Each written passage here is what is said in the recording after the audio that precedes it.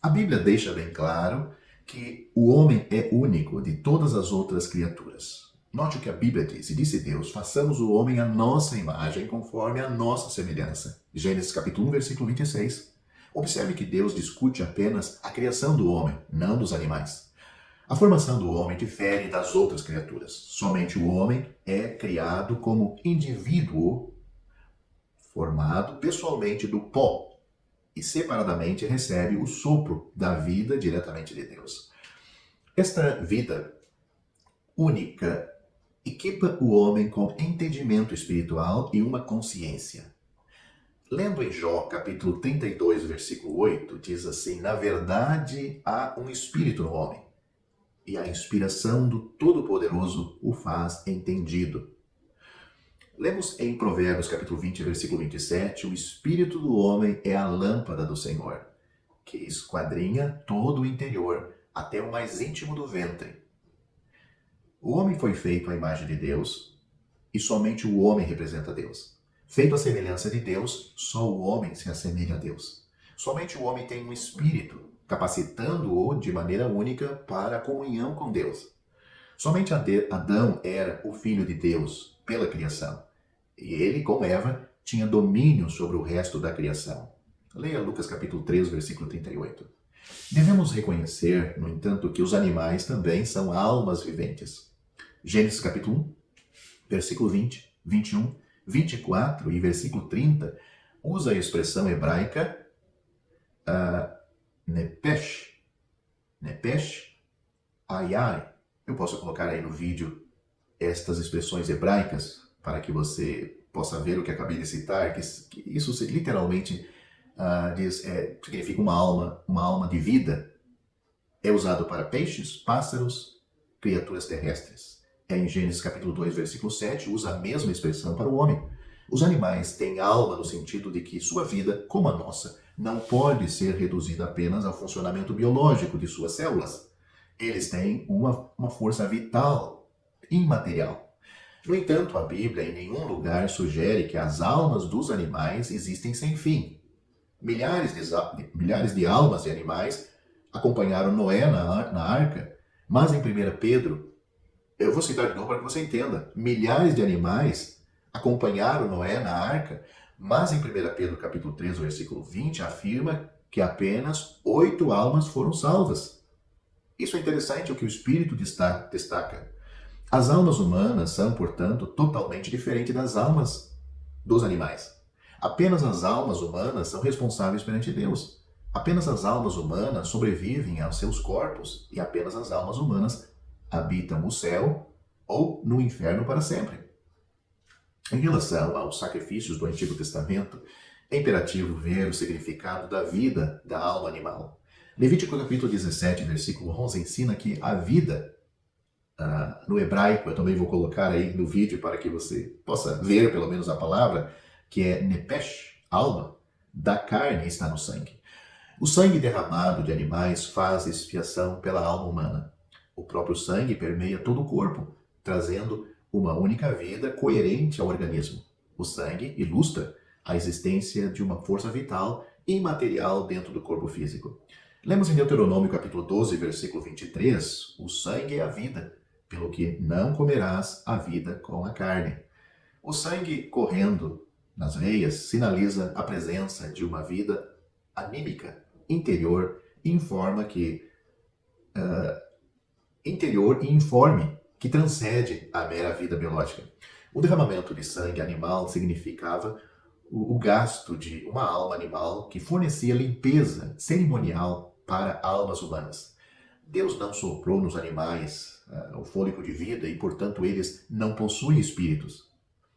Reconhecidamente, Gênesis capítulo 6, versículo 17, capítulo 7, versículo 15 e o 22, usam o termo hebraico, também vou colocar aí no vídeo, ruach, que é espírito ou fôlego para animais, mas esses versículos da narrativa do dilúvio e referem-se à respiração literal. Todos os animais que respiram ar morrerão afogados, ou melhor dizendo, morreram afogados no dilúvio, exceto os que estavam na arca com Noé. Os animais não têm espíritos reais ou almas sem fim. Tem outras passagens na Bíblia que também falam de respiração literal, como por exemplo o Salmo capítulo 104, versículo 29 e Eclesiastes capítulo 3, versículo 21. A morte entrou no mundo por meio da queda do homem. Aqui se faz referência à morte espiritual que separa o homem de Deus. E na Bíblia, a morte nunca é o fim. Morte sempre é separação. Entrou por meio do pecado. A morte entrou por meio do pecado no princípio e continuou fazendo desde então. A morte sempre chega através do pecado. Notemos o que nos diz Romanos capítulo 5, versículo 12, sobre este assunto. Em primeiro lugar, que o pecado entrou no mundo por meio de um homem. Adão pecou e introduziu o pecado no mundo. Segundo, que a morte entrou no mundo através do pecado. A morte é o resultado invariável do pecado. E finalmente, que como consequência a morte se estendeu a todos os homens, porque todos os homens pecaram. A morte não se estendeu a ou passou aos homens simplesmente, mas sim literalmente passou para todos os homens. A morte impregnou o espírito, a alma e o corpo de todos os homens. Não há nenhuma parte de um ser humano pelo qual ela não tenha passado. Ou seja, a morte espiritual e que vai alcançar a morte física daquele indivíduo. Por isso, é indispensável que o homem receba a vida de Deus, o novo nascimento, a salvação de Deus. A salvação não pode chegar por uma reforma humana, porque a morte é irreparável. O pecado tem que ser julgado antes de que possa haver resgate da morte para o homem, para os homens. Isso é exatamente o que tem feito a salvação do Senhor Jesus. O homem que peca deve morrer. Isso está anunciado na Bíblia. Nenhum animal, nem nenhum anjo pode sofrer o castigo do pecado em lugar do homem. É a natureza do homem a que peca. Por isso, é o homem que deve morrer. Só o humano pode expiar, ou só o humano pode fazer expiação pelo humano, por um outro humano. Mas como o pecado está em sua humanidade, a morte do homem não pode expiar por seu próprio pecado ou por outro semelhante a ele, outro pecador semelhante. O Senhor Jesus, ou foi por isso que o Senhor Jesus veio e assumiu a natureza humana, para ser julgado em lugar da humanidade. Não corrompido pelo pecado, sua santa natureza humana pôde desse modo expiar pela humanidade pecadora por meio da sua morte. Morreu como substituto, sofreu todo o castigo do pecado e ofereceu sua vida como resgate por muitos. Como consequência, todo aquele que crê nele já não será julgado. Isso disse o Senhor Jesus em João capítulo 5, versículo 24. Falando do Senhor Jesus, a Bíblia diz que quando o Verbo se fez carne, levava em si toda a carne. Assim, como a ação de um homem, Adão, representa a ação de toda a humanidade, a obra de um homem, Cristo, representa a obra de todos. Temos que ver quão completa é a obra de Cristo antes de poder compreender o que é a redenção. Porque o pecado de um homem, Adão, é julgado como o pecado de todos os homens passados e presentes. Adão é o cabeça da humanidade da qual vieram ao mundo todos os demais homens. De uma mesma forma, similar, a obediência de um homem, Cristo, faz-se justiça de muitos, passados e presentes, postos em Cristo, constitui o cabeça de uma nova humanidade, originada por um novo nascimento. Estava em suas mãos, estava nas mãos de Cristo, livrar-se destes sofrimentos da cruz do Calvário, mas voluntariamente ofereceu seu corpo para suportar todas as insondáveis provações e dores, sem acovardar-se nem um momento, até que soube que tudo estava consumado. Só então entregou seu espírito. Você pode ler isto em João capítulo 19, do versículo 28 ao 30. Não só seu corpo, sua alma também sofreu. A alma é o órgão da própria consciência. Antes de ser crucificado, deram a Cristo vinho misturado com mirra, com calmante para mitigar a dor, mas ele o rejeitou. porque não estava disposto a aceitar nenhum sedativo, mas sim a estar plenamente consciente do sofrimento, do que iria sofrer e do sofrimento que ele sofreu. As almas humanas desfrutarão plenamente do prazer. As almas humanas desfrutaram plenamente do prazer dos pecados, por conseguinte, Jesus ia suportar em sua alma a dor destes pecados. Preferiu beber a taça que Deus lhe deu do que a taça que anestesiaria sua consciência. Deus lhe deu uma taça de ira, de furor, de julgamento, consequência dos nossos pecados. Que vergonhoso era o castigo da cruz. Utilizava-se para a execução dos escravos fugitivos. Um escravo não tinha propriedades nem direitos. Seu corpo pertencia ao seu dono e, por conseguinte, podia ser castigado com a cruz mais vergonhosa. O Senhor Jesus tomou o lugar de um escravo e foi crucificado. Ele não tinha pecado e ele também não era escravo de ninguém. Ele tomou o nosso lugar. Nós somos os escravos do pecado e de Satanás. O profeta Isaías chama o servo e Paulo disse que tomou a forma de um escravo. Sim, veio como um escravo para nos resgatar aos que estavam sob a escravidão perpétua do pecado e de Satanás. Fomos escravos da paixão, do temperamento, dos costumes do mundo. Estivemos à mercê do pecado. No entanto, ele, o Senhor Jesus, morreu por nossa escravidão e carregou com todo o nosso opróbrio. A Bíblia traz o relato de que os soldados ficaram com a roupa do Senhor Jesus. João capítulo 19, versículo 23. Estava quase nu quando o crucificaram. Esta é uma das vergonhas da cruz. O pecado nos tira nossa veste radiante, nos deixa nus. Nosso Senhor foi despido diante de Pilatos e logo depois, de novo no Calvário. Como reagiu sua santa alma diante de semelhante maus tratos? Acaso não era um insulto à santidade de sua personalidade e uma vergonha? Quem pode sondar seus sentimentos naquele trágico momento? Como todos os homens tinham desfrutado da glória aparente do pecado, o Salvador tinha que suportar a autêntica vergonha do pecado. Verdadeiramente, Deus, cobriste-o de vergonha, com que os teus inimigos, ó Senhor, têm difamado os passos do teu ungido, e até suportou a cruz, desprezando a vergonha. Você pode ler isto que eu acabei de falar, é bíblico. Salmo capítulo 89, versículo 45 e 51, e Atos capítulo 12, versículo 2. Ninguém poderá jamais constatar o muito que sofreu a alma do Salvador na cruz. Contemplamos frequentemente seus sofrimentos físicos, mas passamos por cima dos sentimentos de sua alma.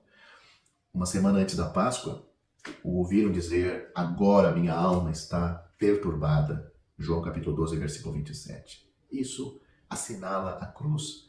No jardim do Getsemane, ouviram de novo dizer: a minha alma está triste até a morte. Mateus capítulo 26, versículo 38. Se não fosse por estas palavras, quase não poderíamos pensar que sua alma tinha sofrido. Em Isaías capítulo 53, versículos 10 a 12, menciona 3 vezes que sua alma foi oferecida pelo pecado, que sua alma sofreu e que derramou sua alma até a morte. Pois que Jesus suportou a maldição e a vergonha da cruz, quem crê nele já não será maldito nem envergonhado. Seu espírito também sofreu terrivelmente. O espírito é a parte do homem que o equipa para comunicar-se intimamente com Deus. O Filho de Deus era santo, inocente, imaculado, separado do pecado. Seu espírito estava unido ao Espírito Santo em perfeita unidade.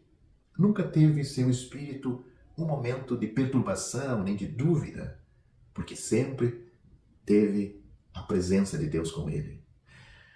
O Senhor Jesus Cristo disse: não sou eu só, mas eu e o Pai que me enviou, e aquele que me enviou está comigo. Isso ele declarou, está registrado em João, no Evangelho de João, capítulo 8, versículos 16 e 29. Por isso ele pôde orar: Pai, graças te dou porque me ouviste. Eu sabia que sempre me ouves. João capítulo 11, versículos 41 e 42.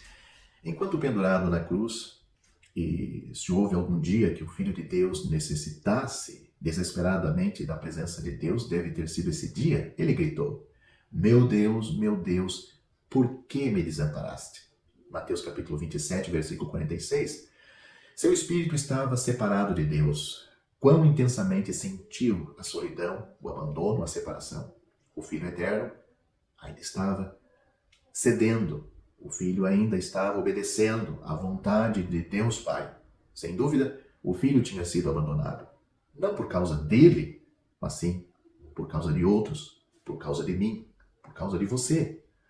O pecado afeta muito profundamente o espírito.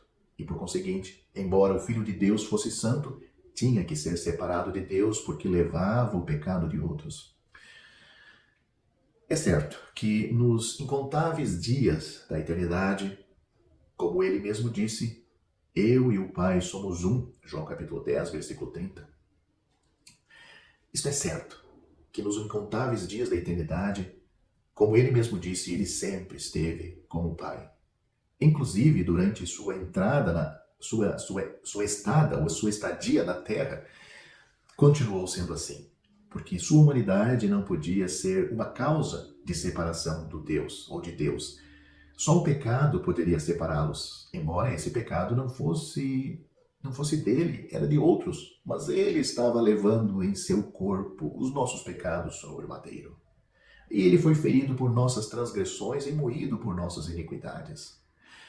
Lemos em 2 Coríntios capítulo 5, versículos 19 a 21, Deus estava em Cristo reconciliando consigo o mundo. Aquele que não conheceu o pecado, o fez pecado por nós, para que nele fôssemos feitos justiça de Deus, embora, melhor dizendo, abandonado por Deus, Cristo sofreu, pois a mais amarga dor do pecado, suportado na escuridão, a ira castigadora de Deus sobre o pecado, sem o apoio do amor de Deus ou a luz de seu rosto, caiu naquele momento sobre ele. Ser abandonado por Deus é a consequência do pecado. Agora, nossa humanidade pecadora foi julgada totalmente porque foi julgada na humanidade sem pecado do Senhor Jesus. Nele, a humanidade santa conquistou sua vitória. Toda a sentença sobre o corpo, a alma e o espírito dos pecadores foi lançada sobre ele. Ele é nosso representante. Por fé, estamos unidos a ele. Sua morte é considerada como nossa morte e sua sentença como nossa sentença. Nosso espírito, alma e corpo foram julgados e castigados nele. Seria o mesmo que tivéssemos sido castigados em pessoa. Note o que nós lemos. Assim, pois, agora nenhuma condenação há para os que estão em Cristo Jesus. Romanos capítulo 8, versículo 1. Isso é o que ele tem feito por nós. E esta é agora a nossa posição diante de Deus. Assim que se alguém está em Cristo, nova criatura ou criação é, as coisas velhas já passaram, eis que tudo se fez novo. 2 Coríntios capítulo 5, versículo 19.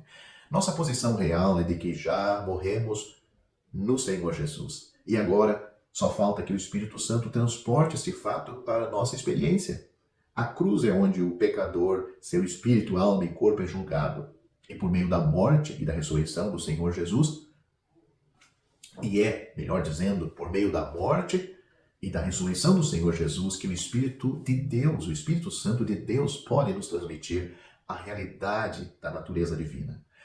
A cruz ostenta o julgamento do pecador, proclama a ausência de valor do pecador, crucifica o pecador e proporciona a vida do Senhor Jesus. Desde então, qualquer que aceita a cruz nascerá de novo pelo Espírito e receberá a vida do Senhor Jesus. Não a cruz de madeira, não estamos falando disso, mas a pessoa e a obra que foi consumada na cruz. A Bíblia diz, porque a palavra da cruz é loucura para os que perecem, mas para nós que somos salvos é o poder de Deus. Ou seja, a cruz tem uma mensagem. E aqueles que aceitam a cruz, aceitam a mensagem da cruz. Cristo morreu por nossos pecados. A Bíblia é clara, porque Deus enviou seu Filho ao mundo não para que condenasse o mundo, mas para que o mundo fosse salvo por ele. Quem crê nele não é condenado, mas quem não crê já está condenado, porquanto não crê no nome do unigênito Filho de Deus. Porque pela graça sois salvos por meio da fé. E isto não vem de vós, é dom de Deus, não vem das obras, para que ninguém se glorie. Acabei de citar João capítulo 3, versículos 17 e 18, e Efésios capítulo 2, versículos 8 e 9. Não há uma única pessoa no céu que tenha chegado lá sem ter sido salva pela graça de Deus mediante a fé.